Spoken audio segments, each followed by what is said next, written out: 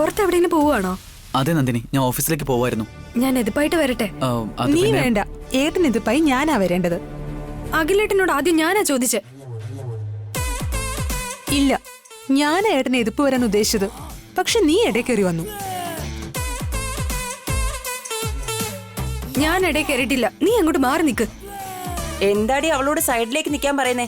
നീ എതിപ്പ് വന്നാലേ അഖില് പോകുന്ന കാര്യം പോക്കാണ്. എന്തെങ്കിലും അപകടത്തിൽ പോയി ചാടും.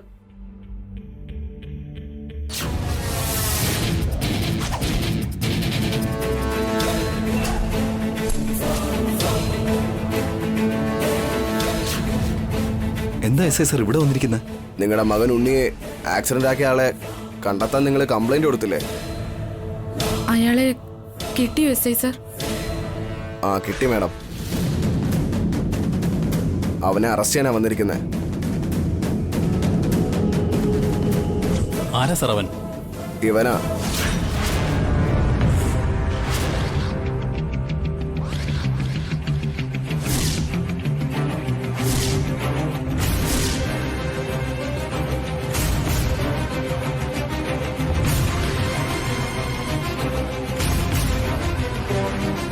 എന്താ പറയുന്നത് സർ? ഞങ്ങളുടെ അഖിൽ എങ്ങനെ ആക്സിഡന്റ് ഉണ്ടാക്കും? നിങ്ങൾ തെറ്റിദ്ധരിച്ചിരിക്കുകയാണ് സർ.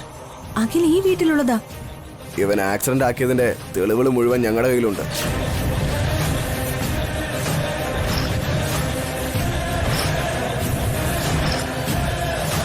സർ, എന്റെ അനിയൻ അങ്ങനെയൊന്നും ഒരിക്കലും ചെയ്യില്ല. നിങ്ങളെന്തോ തെറ്റായ എവിഡൻസുമായിട്ടാ ഇങ്ങോട്ട് വന്നത്. ആക്ച്വലി ഉണ്ണിയെ അഖിലെന്തിനാ അപകടപ്പെടുത്താൻ ശ്രമിക്കുന്നത്? ഞങ്ങളെല്ലാ എൻക്വയറിയും കഴിഞ്ഞിട്ടാണ് വന്നിരിക്കുന്നത്. ആക്സിഡന്റ് നടത്താൻ ഉപയോഗിച്ച ബൈക്ക് അഖിലിൻ്റെയാണ്. വണ്ടി നമ്പർ മാച്ച് ആയിട്ടുണ്ട്. ഇവിടെ പുറത്തിരിക്കുന്ന ബൈക്കും ആക്സിഡന്റ് ഉപയോഗിച്ച ബൈക്കും രണ്ടും ഒന്ന് തന്നെയാണ്.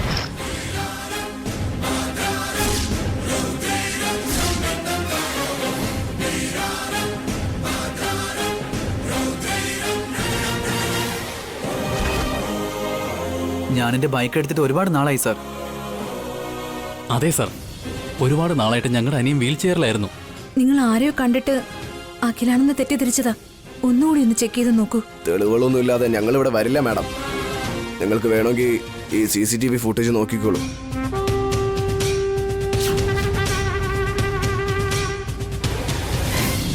ആക്സിഡന്റ് നടത്തി കഴിഞ്ഞ് രക്ഷപ്പെട്ടു പോകുമ്പോൾ റെക്കോർഡായ വിഷ്വൽസ് ആയത്. ഇതിൽ കാണുന്ന ഈ ബൈക്കും പുറത്തിരിക്കുന്ന ബൈക്കും രണ്ടും സെയിമാണ്.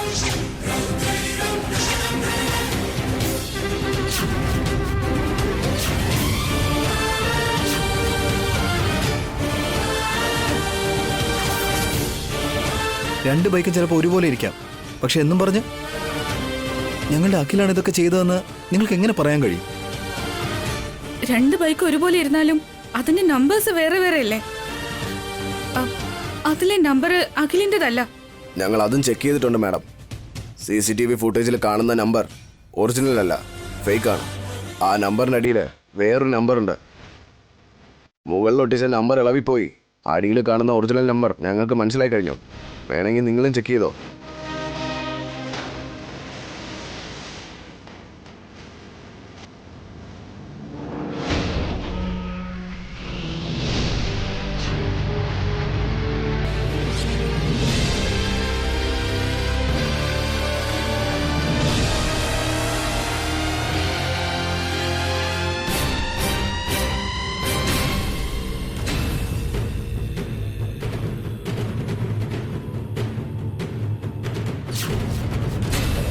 ഈ നമ്പറും പുറത്തിരിക്കുന്ന ബൈക്കിലെ നമ്പറും സെയിമാ. ഈ നമ്പർ അഖിലിന്റെ പേരിലാണ് രജിസ്റ്റർ ആയിരിക്കുന്നത്.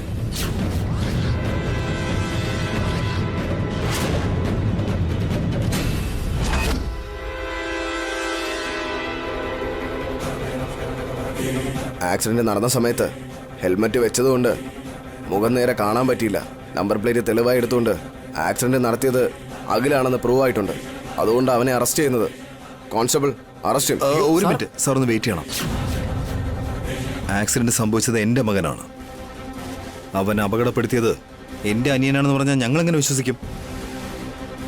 ഞങ്ങളുടെ മകൻ ഉണ്ണിയെ അഖിലിന് ഒരുപാട് ഇഷ്ടമാണ്, ജീവനാണ് സർ.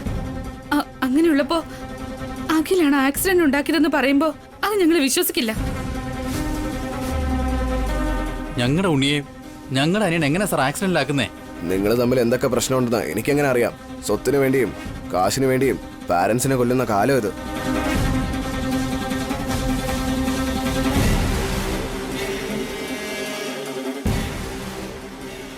ഞങ്ങളുടെ കുടുംബം അങ്ങനെയുള്ളൊരു കുടുംബം അല്ല സാർ. ഞങ്ങൾക്കിടയിൽ ഒരു പ്രശ്നവും ഇല്ല. ദയവ് ചെയ്ത് എന്റെ മകനെ വിട്ടേക്കു sir. Sorry madam, already FIR file ചെയ്ത് കഴിഞ്ഞു. എന്താണെങ്കിലും കോടതിയിൽ വന്ന് സംസാരിക്കൂ.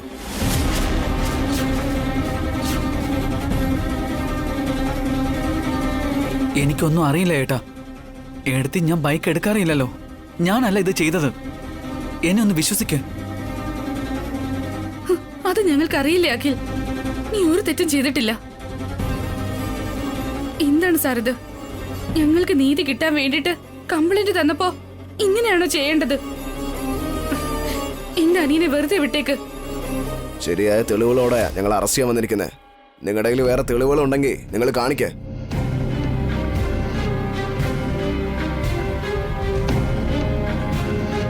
അബി, അഖിലിനെ അറസ്റ്റ് ചെയ്യണമെന്ന് പറയും മോനെ. പേടിക്കാതിരിക്കമ്മേ, അഖിലിനൊന്നും സംഭവിക്കില്ല.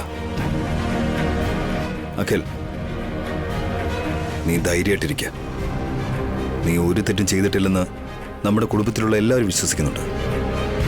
ഞങ്ങളെല്ലാം നിന്നോടൊപ്പം ഉണ്ട്. നീ ധൈര്യമായിട്ട് പോയിട്ടോ. അബി, നിന്നെ പുറത്തു കൊണ്ടുവരേണ്ട ഉത്തരവാദിത്വം എന്റേതാണ്. കോൺസ്റ്റബിൾ, അവനെ പിടിച്ചോണ്ട് വാ. വേണ്ട സാർ, വേണ്ട, വേണ്ട സാർ. അഖിലേട്ടനൊന്നും വെക്കരുത്. സാർ വേണ്ട സാർ. സാർ ദയവ് ചെയ്ത് ഞങ്ങൾ പറയുന്നൊന്ന് കേൾക്കൂ. SI sir, please. അവനെ ജീപ്പിലേക്ക് കൊണ്ടുപോവാ. അഖിലേട്ടാ, സാർ. അയ്യോ, അഖിൽ, അഖിലേട്ടാ, സാർ. അയ്യോ, അഖിൽ. ഈ കാര്യം എത്രയും പെട്ടെന്ന് കാർത്തികയെ അറിയിക്കണം.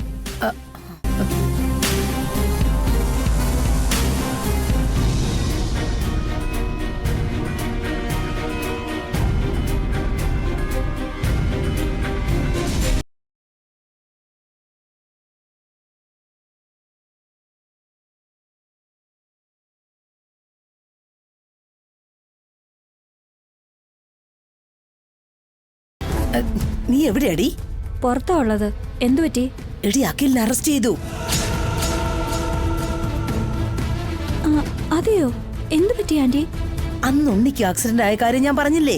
അത് ചെയ്തത് അഖിലാണെന്നും പറഞ്ഞ് പോലീസ് വീട്ടിലേക്ക് വന്ന് അഖിലിനെയും കൂട്ടി സ്റ്റേഷനിലേക്ക് പോയിരിക്കുക. അപ്പോ വീട്ടിൽ ആരും ഇല്ലായിരുന്നോ? എല്ലാരും ഉണ്ട്. ഉണ്ണിയെ ആക്സിഡന്റ് പെടുത്തിയ ബൈക്ക് അഖിലിന്റെ ആണെന്നും പറഞ്ഞ് പോലീസ് അവനെ അറസ്റ്റ് ചെയ്തോണ്ട് പോയി. അഖിൽ എന്തിനാ ഉണ്ണിയെ ആക്സിഡന്റ് ചെയ്യിപ്പിക്കണം? അങ്ങനെയല്ലടി, ഉണ്ണിന്ന് പറഞ്ഞ അഖിലിന് ജീവനല്ലേ. ഉണ്ണി ആരേലും എന്തെങ്കിലും പറഞ്ഞ അഖിലിന് സഹിക്കാൻ പറ്റില്ല. അങ്ങനെയുള്ളപ്പോ അഖിൽ ഉണ്ണിയെ ബൈക്ക് കൊണ്ട് ഇടിപ്പിച്ചു എന്ന് പറഞ്ഞ ആരും വിശ്വസിക്കാനും പോകുന്നില്ല. ഈ കാര്യം നിങ്ങൾ പോലീസിനോട് പറഞ്ഞോ? എന്തായാലും കോടതിയിൽ വന്ന് സംസാരിച്ച മതി എന്നാ പോലീസ് പറഞ്ഞേ. എന്താ ചെയ്യാ ആന്റി? നടക്കാൻ പാടില്ലാത്ത കാര്യങ്ങളൊക്കെ നടക്കുവാണ്. നടക്കുന്ന കാര്യങ്ങൾക്ക് പിന്നില് നിന്റെ കൈയൊന്നുമില്ലല്ലോ. എന്താ ആന്റി ഇത് ഇങ്ങനെയൊക്കെ പറയുന്നത്? അതല്ല, നിനക്ക് ഡിവോഴ്സ് തന്നതുകൊണ്ട് അഖിലിനോട് പ്രതികാരം ചെയ്യാൻ വേണ്ടി അറസ്റ്റ് ചെയ്യിച്ചതാണോന്ന് ഞാൻ കരുതി. എനിക്ക് അഖിലിനോട് നല്ല ദേഷ്യമുണ്ട്, പക്ഷെ പകയില്ല. പറ്റുമെങ്കിൽ ഞാൻ അഖിലിനോടൊപ്പം വീണ്ടും ഒന്നിച്ച് ജീവിക്കാനാ നോക്കുന്നത്. എന്തിനാ അറസ്റ്റ് ചെയ്യിപ്പിക്കുന്നത്? നിന്നൊന്നും വിശ്വസിക്കാൻ കൊള്ളില്ല. നീ എന്ത് വേണേലും ചെയ്യും. എന്നെ തന്നെ സംശയിക്കാണോ ആന്റി? ഞാൻ എന്താ അത്രയ്ക്ക് മോശപ്പെട്ടവളാണോ? അപ്പൊ നീ ശരിക്കും അഖിലിനെ അറസ്റ്റ് ചെയ്യിപ്പിച്ചതല്ലേ? ആ ആന്റിയാണ് സത്യം, ഞാനല്ല ചെയ്തത്. ആ, അത് മാത്രമല്ല, ഉണ്ണിക്ക് ആക്സിഡന്റ് ആയ കാര്യം ആന്റി പറഞ്ഞിട്ടില്ല ഞാൻ അറിയുന്നേ. ശരി, വിട്ടേക്ക്. ഏതായാലും നീയല്ലല്ലോ. സംശയം തോന്നിയതുകൊണ്ട് വിളിച്ചു ചോദിച്ചതാ. ഞാൻ വെക്കുക. ഓക്കെ ആന്റി, ഇതുപോലെ തന്നെ എല്ലായ്പ്പോഴും അവിടെ നടക്കുന്നത് എന്നെ വിളിച്ച് പറയണം. ബൈ. എന്താ കാർത്തികേ ഇത്ര ഹാപ്പി ആയിരിക്കുന്നേ? നിങ്ങൾ ഗ്രേറ്റ് ആണ് മാഡം. എന്നോട് പ്ലാൻ പറഞ്ഞതേ ഉള്ളൂ, അത് സാധിക്കുകയും ചെയ്തു. അഖിൽ അറസ്റ്റായെന്ന് ഇപ്പൊ ആന്റി വിളിച്ച് പറഞ്ഞതേ ഉള്ളൂ. മാഡം ഇത്രയ്ക്കും ഫാസ്റ്റ് ആണെന്ന് ഞാൻ കരുതിയില്ല. ഉണ്ണിയെ ആക്സിഡന്റ് ചെയ്യിപ്പിക്കാൻ അഖിലിന്റെ ബൈക്ക് പോലത്തെ ബൈക്ക് യൂസ് ചെയ്ത് നമ്പർ മാറ്റി അഖിലിനെ കുടുക്കിയില്ലേ? ശരിയായ കുറ്റവാളിയെ രക്ഷപ്പെടുത്തി അഖിലിനെ കുറ്റവാളിയാക്കി. ആ ഫാമിലിയിലുള്ള ഒരാളെ സക്സസ്ഫുള്ളി പുറത്താക്കുകയും ചെയ്തു. അഖിൽ അറസ്റ്റ് ആയതുകൊണ്ട് മാത്രം എല്ലാം തീർന്നു എന്ന് പറയാറായിട്ടില്ല. ചെയ്യാനുള്ള ജോലി ഇനിയും ഒരുപാടുണ്ട്. ഉണ്ണിക്ക് ആക്സിഡന്റ് ആയത് അഖിൽ കാരണമാണെന്ന് അഭിയും വസുവും പൂർണ്ണമായി വിശ്വസിക്കണം. അഭിക്കും അഖിലിനും ഇടയിൽ നല്ലൊരു വഴക്കുണ്ടാവണം. ഈ വിഷയത്തിൽ ഫാമിലി രണ്ടായി പിളരണം. മനസ്സിലായി മാഡം. മാഡം അഖിലിനെ അറസ്റ്റ് ചെയ്യിപ്പിച്ചല്ലോ, ബാക്കി കാര്യം ഞാൻ നോക്കിക്കോളാം. ആ 3 സഹോദരന്മാരെയും തമ്മിൽ അടുപ്പിക്കുന്നത് എനിക്ക് വിട്ടേക്ക്. തമ്മിൽ അടുപ്പിക്കാനൊക്കെ നിന്നെ കൊണ്ട് കഴിയോ? ഉറപ്പാണല്ലോ അല്ലേ? എനിക്ക് കഴിയും മാഡം. ഇതിനു മുൻപ് ഒരു തവണ അഖിലിനെയും അഭിയേട്ടനെയും തമ്മിൽ തെറ്റിച്ചിട്ടുണ്ട്. ഭാസ്കരേട്ടനും അഖിലും പരസ്പരം അങ്ങോട്ടും ഇങ്ങോട്ടും വഴക്കുണ്ടാക്കിയിട്ടുണ്ട്. ആ സ്വത്ത് മുഴുവനും നഷ്ടപ്പെടുത്തി ഞാൻ അവരെ പെരുവഴിയിലാക്കിയിട്ടുണ്ട്. സോ ഇപ്പോ അത് റിപ്പീറ്റ് ചെയ്യാൻ പോകുന്നു അല്ലേ? Yes madam. മാഡം എനിക്ക് നല്ലൊരു ഓപ്പർച്യൂണിറ്റിയാണ് തന്നത്. ഈ അവസരം ഞാൻ എങ്ങനെ മുതലാക്കുമെന്ന്, ചേട്ടൻ അനിയന്മാരെ എങ്ങനെ തമ്മിലടുപ്പിക്കുമെന്ന് മാഡം കാത്തിരുന്ന് കണ്ടോ? ഗുഡ്. All the best.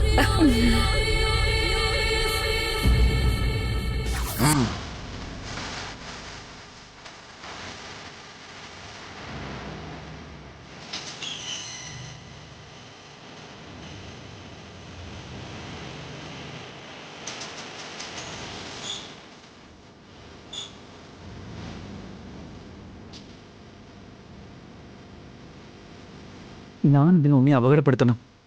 ഉണ്ണിയെ അപായപ്പെടുത്താൻ ആരായിരിക്കും എൻ്റെ ബൈക്ക് യൂസ് ചെയ്തത്? എന്നെക്കുറിച്ച് അഭിയേട്ടനും വസുവെടുത്തിയും എന്തായിരിക്കും ചിന്തിച്ചിട്ടുണ്ടാവുക? എനിക്കൊന്നും മനസ്സിലാവുന്നില്ല.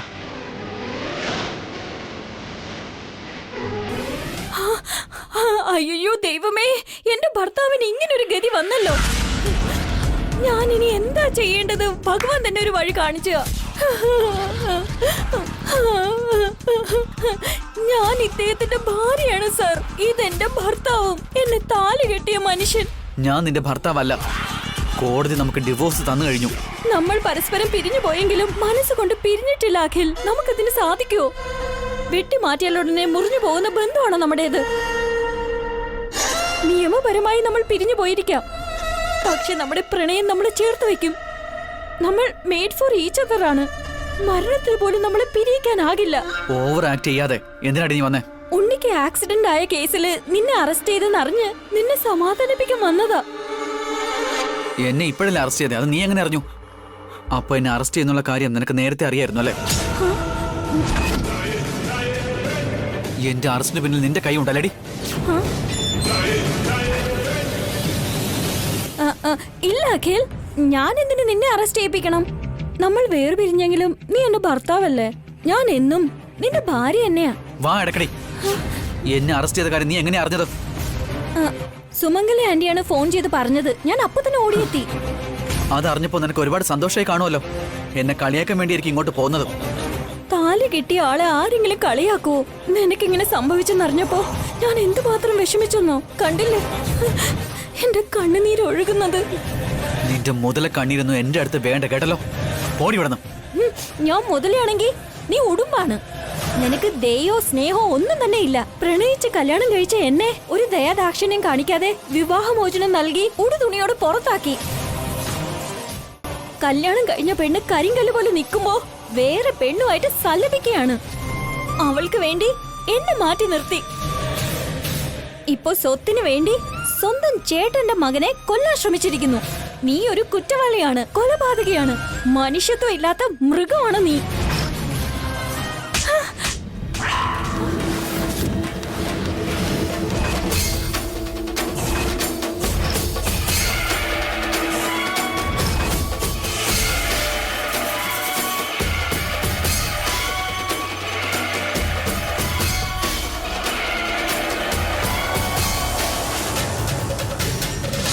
നിങ്ങളുടെ മകനെ കൊല്ലാൻ ശ്രമിച്ച കൊലയാളിയെ വഴക്ക് പറയുമ്പോ നിങ്ങൾ എന്നെ തല്ലുകയാണോ?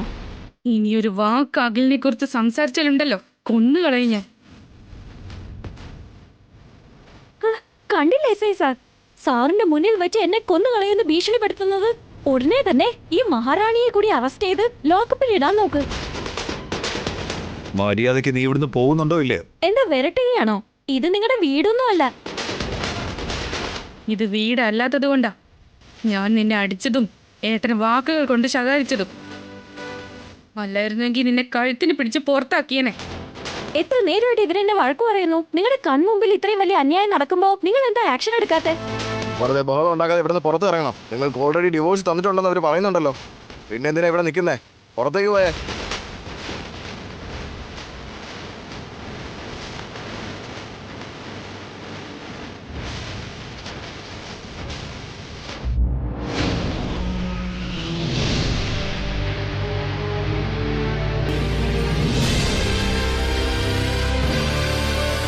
അഖിൽ, അവള് പറഞ്ഞതൊന്നും നീ കാര്യാക്കി എടുക്കണ്ട. നിന്നെ പറ്റി ഞങ്ങൾക്ക് എല്ലാവർക്കും അറിയാം. നീ ആക്സിഡന്റ് ചെയ്തു എന്ന് ദൈവം വന്ന് പറഞ്ഞാലും ഞങ്ങളത് വിശ്വസിക്കില്ല. ഉണ്ണി എനിക്ക് മോനെ പോലെ ഏടത്തി. അങ്ങനെ ഉള്ളപ്പോ ഞാൻ എങ്ങനെ ഏടത്തി? ഒരുപാട് സങ്കടമായി പോയി എനിക്ക്. ചെയ്യാത്ത കുറ്റത്തിന് പഴി കേൾക്കേണ്ടി വന്നത്.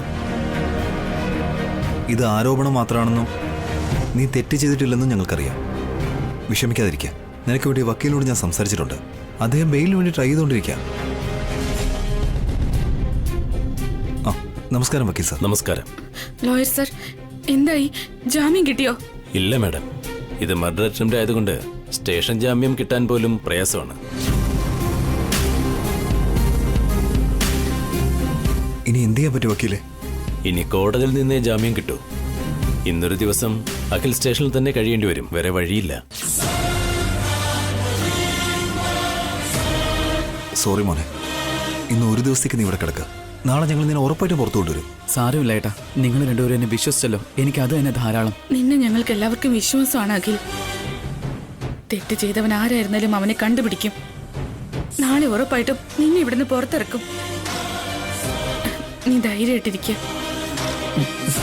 Thank you ഏടത്തി.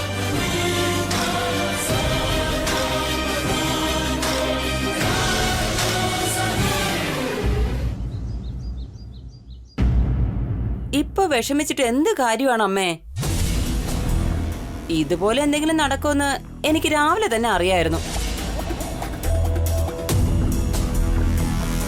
അഖിൽ അറസ്റ്റിലാവാൻ പോകുന്ന കാര്യം നിനക്ക് നേരത്തെ അറിയാമായിരുന്നു ദമയന്തി. അറസ്റ്റാണെന്ന് എനിക്കറിയില്ല. അഖിലിന് എന്തോ അപകടം സംഭവിക്കാൻ പോകുന്നെന്ന് എനിക്ക് രാവിലെ തന്നെ അറിയാമായിരുന്നു ചേട്ടാ. അതെങ്ങനെയാ ദമയന്തി നിനക്ക് മനസ്സിലായത്? എന്തു പറയാനാ അമ്മേ, അഖിൽ രാവിലെ എണീറ്റ ഉടനെ ഈ നന്ദിനിയുടെ മുഖമാ കണി കണ്ടത്. അപ്പൊ തന്നെ അഖിലിന് എന്തെങ്കിലും സംഭവിക്കുന്ന ഉറപ്പായിരുന്നു.